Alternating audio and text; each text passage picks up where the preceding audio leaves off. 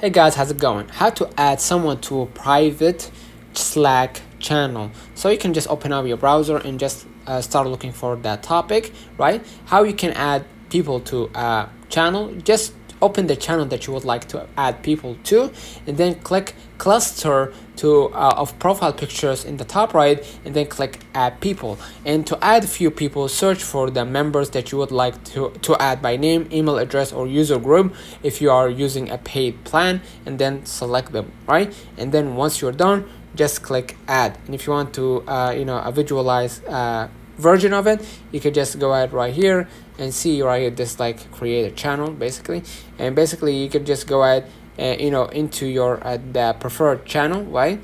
And basically start looking for the channel that you want to add the people on, and basically just go ahead and add people to that channel. You're gonna see that option right here, and basically add the person by their name, email address, or something like that, and basically you're gonna be able to manage to find it, right? So you can see right here members, right?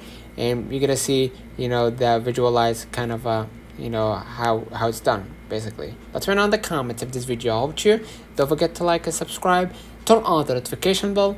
Thank you for watching.